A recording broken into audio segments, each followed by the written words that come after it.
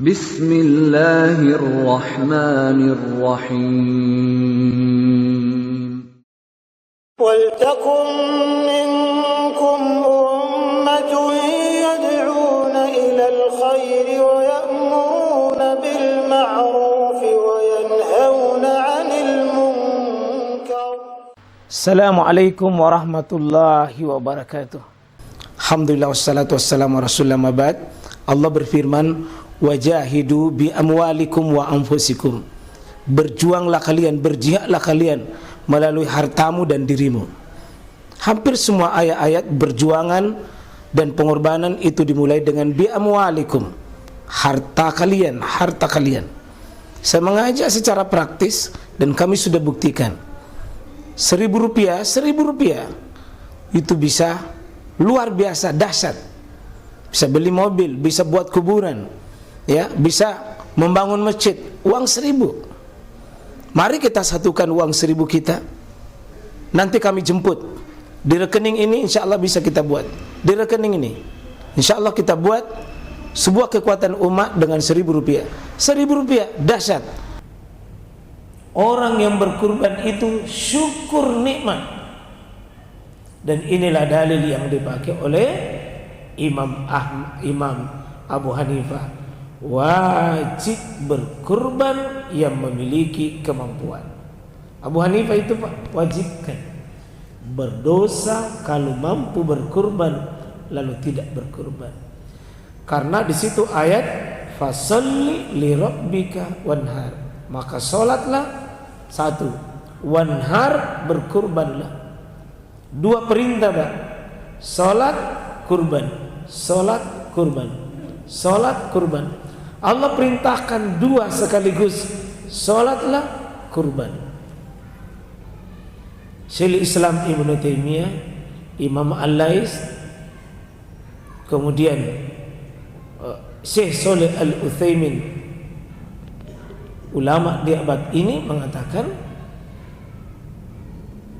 wajib hukumnya berkurban. Dua. Bahkan di sini sebutkan hadis. Ada hadis Pak dari Abu Hurairah. Imam Ahmad di kitab Musnadnya, Imam Ibnu Majah di kitab Sunannya mengatakan begini. Man wajada sa'a, siapa memiliki kemampuan berkurban, lalu walam yudahi, dia tidak berkurban, kata Nabi, fala yakrabanna musallana, maka tidak usah sekalian dia pergi mendekat di tempat salat kami nanti kalau salat Idul Adha. Siapa memiliki kemampuan berkurban, tidak berkurban, sekali tidak usah juga dia pergi salat. Jadi dia bisa kurban tapi cuma mau salat, kata Nabi, usir, jangan mendekat di tempat kami. Periksa diri kita ini Pak.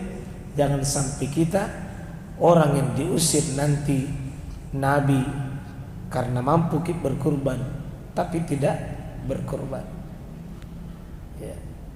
Karena ada saya lihat sebagian orang bisa beli mobil, bisa beli ini, bisa beli ini, bisa beli ini, tapi tidak bisa berkurban. Ada ini baru-baru pulang umroh, 5 orang yang pergi umroh, suami istri, anak, ditanya suaminya, Haji di mana ke kurban? Bilang, tak tahu itu Haji perempuan. Sekalinya Haji perempuan ditanya, Haji di mana ke kurban? Tak tahu itu Haji laki-laki. Nah barusan ini pergi umroh minimal 30 juta satu orang, 150 juta. Nah disuruh berkurban 2.200.000, tidak ada namanya. Ini yang begini Pak, bisa jadi diusir oleh Nabi. Tidak nanggarkan itu hartanya untuk berkurban. Ada yang berkurban tapi terpaksa cari keliling yang paling murah. Cari keliling yang paling murah, itu pun natawar ke lagi. Ya. Sudah natawar, natanya ke lagi. Berapa kilo didapat? Kenapa orang berkurban ditanya berapa kilo didapat? Tidak ada begitu di hikmah, Pak. Tidak ada. Tidak ada. Oh. Yang kita tanya itu berapa kilo didapat. Kurban itu ibadah, Pak. Bukan menunggu. Bukan menunggu. Tapi nanti ada kewajiban panitia. Kembalikan itu. Jangan senaknya panitia mau bagi-bagi. Itu bukan milik tak. Panitia itu diberi hak saja mengatur. Bukan panitia yang mau habiskan. Jangan panitia serakah. Di kantongnya banyak plastik ajaib.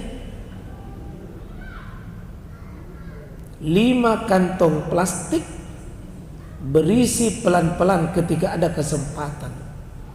Baru ada tim sukses di belakangnya. Jangan sampai ada panitia kurban begini modelnya. Nah, rampas dagingnya orang dengan secara tidak sah.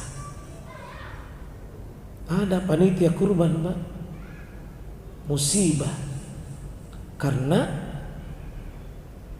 10 kepalanya sapi, kenapa tinggal 7? Berjalan sendiri itu 3 iya. Tidak tahu pergi kemana. Tidak tahu itu hebatnya itu karena sudah dipotong kepalanya masih bisa berjalan. Nah, tidak ada yang bisa masuk di situ kecuali panitia. Kenapa bisa lenyap? Tapi bukan panitia di hikmah, bukan. Bukan di tempat lain di sana. Tempat lain. Ada Pak ya? Insyaallah. Ada juga Nabi bilang, bukan cuma kilonya nak cari. Berapa kilo bilang? Ya itu mau, tapi kasih naikkan cotona, konrona, hatina. Wah, banyaknya permintaan nak la cerewe. Handukna. Gimana? Semoga Pak. Nah, ini baru pertama hukum berkurban wajib menurut versi Abu Hanifah. Mungkin di pengajian lain kita akan lihat sunnah menurut 3 imam mazhab. Imam Malik sunnah, Imam Syafi'i sunnah. Tapi Imam Ahmad itu Pak menarik. Memang sunnah tapi jangan ditinggalkan. Memang sunnah sebagaimana Nabi berkurban. Sejak Nabi berkurban tidak pernah Nabi tinggalkan itu kurban. Padahal Nabi itu Pak rumahnya sempit. Di situ makan, di situ tidur, di situ beraktivitas. Kalau tidur karena tidak ada tempat tidur, pelapa kurma berbekas di belakangnya, Pak.